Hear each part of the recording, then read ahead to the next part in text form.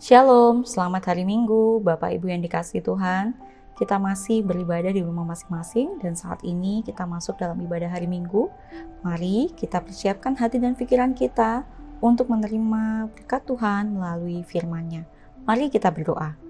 Ya Tuhan Allah Bapa di sorga, kami naikkan syukur atas segala berkat yang boleh kami terima dalam kehidupan keluarga kami dan pekerjaan kami. Tuhan, Engkau membimbing kami, Engkau mengawal setiap ruang gumul juang kami. Saat ini Bapa, dalam rasa syukur dan sukacita, kami memohon kasih karunia Roh Kudus-Mu mengurapi kami, sehingga kami dapat memahami firman-Mu dan dimampukan untuk dapat mewujud nyatakan apa yang menjadi kehendak-Mu dalam ruang kehidupan kami. Amin. Pada saat ini kita masuk dalam perayaan HUT Pelkat PKB. Di dalam HUT ini pun firman Tuhan menyapa kita dengan begitu indahnya melalui pembacaan firman 1 Petrus pasal 1 ayatnya yang pertama sampai dengan ayatnya yang ke-12, di mana judul perenungan pada hari ini memberikan judul Hidup bersama Tuhan akan mendatangkan damai sejahtera. Hidup bersama Tuhan akan mendatangkan damai sejahtera. Saat kita melihat ruang kehidupan kita saat ini bicara tentang damai sejahtera, maka kita akan melihat bagaimana rangkaian demi rangkaian yang biasa ataupun yang normal yang biasanya kita lakukan tiba-tiba diubah dengan begitu hebatnya melalui situasi dan kondisi pandemik saat ini. Sungguh luar biasa, bukan? Perubahan yang begitu besar yang membawa kita semuanya dalam kehidupan protokol kesehatan yang begitu luar biasanya ketat. Dan di dalam sini pun bukan hanya ruang gerak kita yang dirubah, tetapi dalam melihat cara kerja kita pun diubah dengan begitu luar biasanya. Yang biasanya kita bisa untuk pergi kemana-mana dengan bebas, saat ini pun kita tidak dapat melakukan hal tersebut. Damai sejahtera sungguh sulit, bukan? Dan bukan hanya sampai di situ saja, bukan hanya berbicara dalam ruang gerak saja, dalam ruang gerak kehidupan keluarga ataupun pekerjaan, tetapi dalam kehidupan anak-anak kita bersekolah pun mereka harus diperhadapkan di lingkungan yang berbeda jauh yang biasanya mereka lakukan. Seperti normalnya mereka masuk sekolah jam 7, kemudian mengikuti persiapan ataupun mengikuti pelajaran di sekolah dengan baik, saat ini tidak bisa. Dan apabila kita melihat keadaan ini, maka kita bisa menyampaikan bagaimana kita bisa bicara tentang damai sejahtera. Bagaimana kita bisa untuk berbicara bahwa saya baik-baik saja. Mungkin ada menjadi hal yang begitu sulit, tetapi firman Tuhan mengajak kita untuk berbicara damai sejahtera dan menampakkan kasih di lingkungan yang begitu berbeda dengan apa yang kita harapkan. Mengapa harus seperti itu? Karena dengan keadaan ini, dalam lingkungan seperti inilah kita bisa melihat kualitas iman seseorang yang bertumbuh dan berkembang dengan baik, di mana mereka tetap setia dan berpengharapan kepada Tuhan. Sekarang ini kita mungkin banyak mendengar banyak orang yang di PHK, banyak anak-anak yang harus menerima kondisi ataupun keadaan yang dimana kalau kita dengar berita di dalam media elektronik, kita melihat bahwa ada terjadi kebakaran kiri kanan dan mereka harus kehilangan yang namanya seragam dan segala peralatan tulis yang mereka butuhkan, dan kemudian orang-orang tua yang tidak mampu untuk membeli segala kebutuhan anak-anaknya, dan kemudian kita melihat bahwa banyak sekali peraturan yang dikeluarkan sehingga banyak juga orang tua yang mengalami kekecewaan untuk itu semua. Kita melihat situasi dan kondisi saat ini, tetapi bukan berarti Bapak Ibu yang dikasihi Tuhan kita harus mundur. Kita harus tetap maju sesuai aturan. aturan yang diberikan oleh Tuhan dan aturan yang diberikan oleh pemerintah. Kita harus tunduk di dalamnya. Dengan demikian kita bisa menampakkan kasih dengan baik.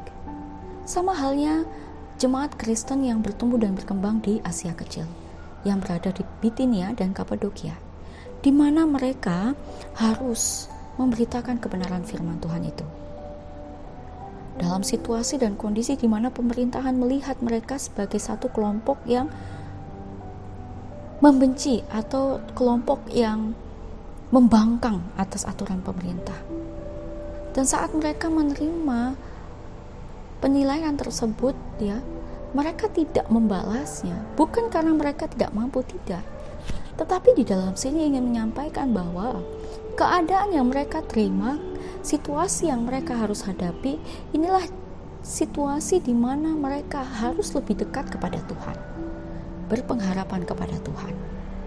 Di dalam HUT Pelkat PKB ke-39 ini kita boleh bersama-sama masuk dalam ruang kumul juang para kaum bapak, di mana kaum bapak sebagai seorang kepala keluarga, sebagai seorang pekerja, sebagai seorang motivator bagi keluarganya, dituntut harus menyampaikan kebenaran firman Tuhan di dalam lingkungan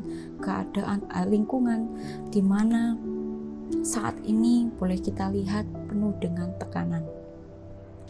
Sebagai seorang bapak memiliki tugas yang begitu mulia, di mana ia memberikan contoh kepada anak-anaknya, kepada anggota keluarganya, istrinya, untuk membawa setiap pergumulan mereka kepada Tuhan.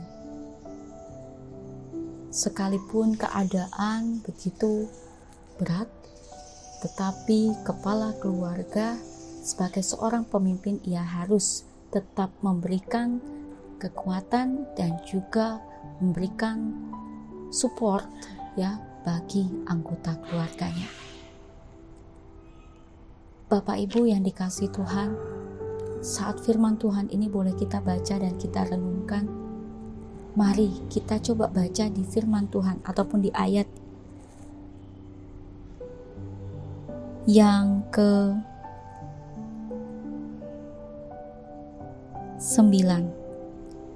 Karena kamu telah mencapai tujuan imanmu, yaitu keselamatan jiwamu.